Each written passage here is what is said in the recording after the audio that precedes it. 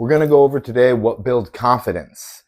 And it's really another C word, which is competence.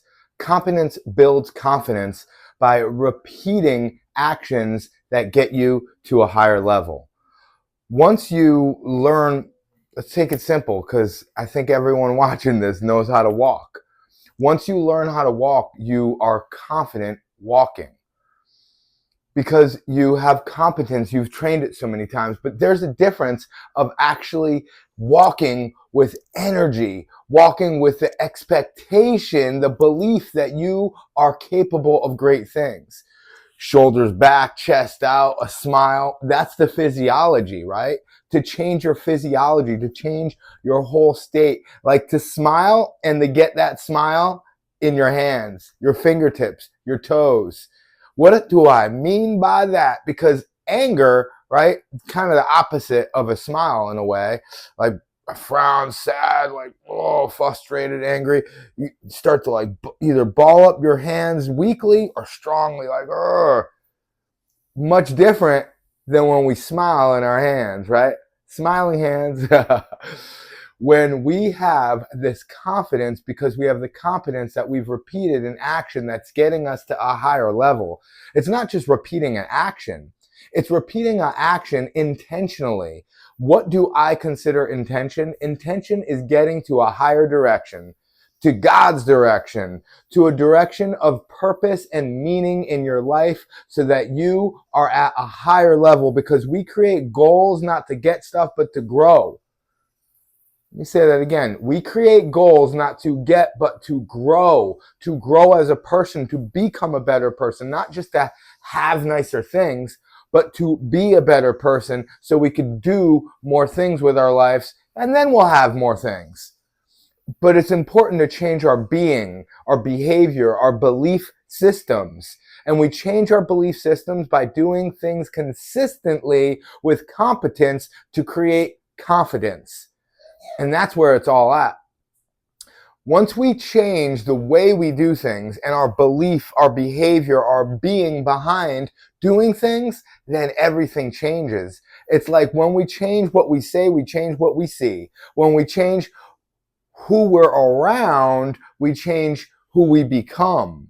When we change what we hear, we change what is clear to us. Because when something becomes crystal clear, that's because we heard it so many times that we changed our belief system, and then we repeat it consistently. We get confidence in it because we are competent in it. And it changes everything. When we read enough books about certain topics, we start to believe that dream, and that's an expectation of what's going to happen. And when you change what you expect in life, you change how you behave in life. And when you change how you behave in life, everything changes. Things start going your way, as they say, right? We could either think of life as a burden or a blessing, and that is all based on our beliefs. And our beliefs are based on our backstory.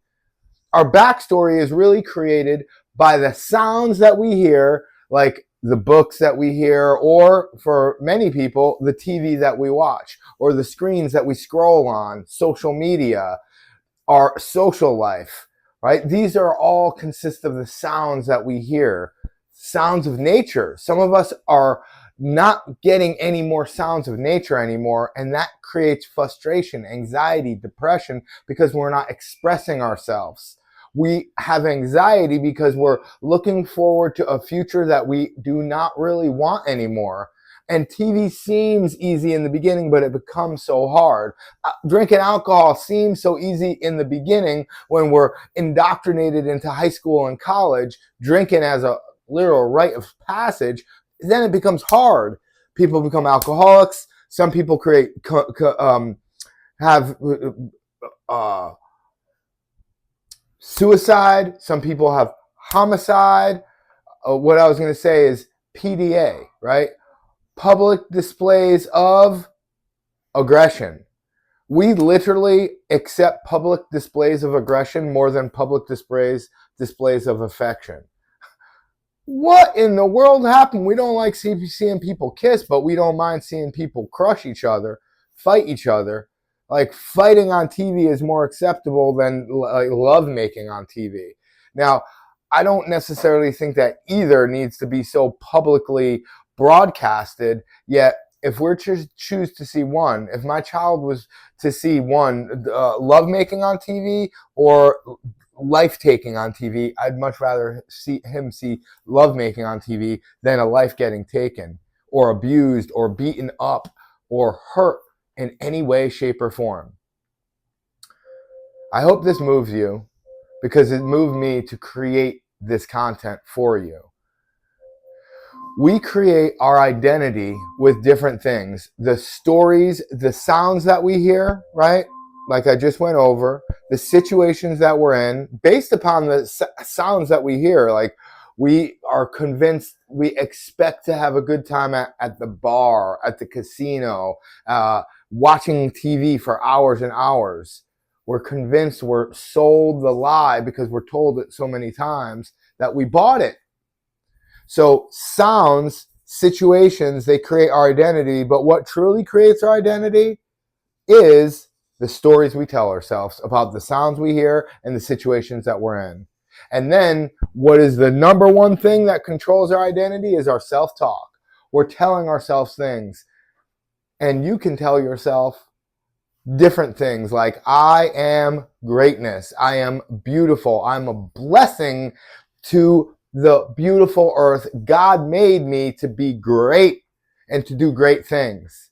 And I know that you are capable of anything great. Why do I know that? Because you're a human being and you are able to be a different person because of your belief, your behavior, and what you do consistently that you create competence in to create your confidence.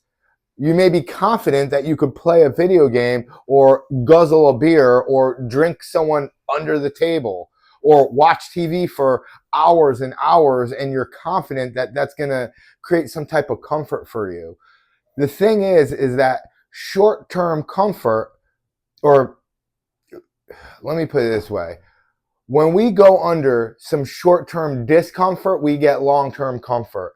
When we think we're comfortable, a lot of the times we're just bearing with such high levels of discomfort. We have anger, aggression, we have disappointment, doubt in ourselves, lack of confidence. Yet we tell ourselves that it's okay and we're just going to watch more TV and we're going to like numb our feelings with food and stimulate ourselves with food and coffee and all different types of acceptable drugs like alcohol. You are capable of so much more. You are capable of so much more. Pick up a book about a topic that you'd like to learn about. You are absolutely amazing. My book recommendation for this time is U Squared. U Squared, to take a quantum leap in your greatness. It's a super short book. It's literally 46 minutes being read. It's about a 38-page book. U Squared. You are amazing. You are capable of anything great.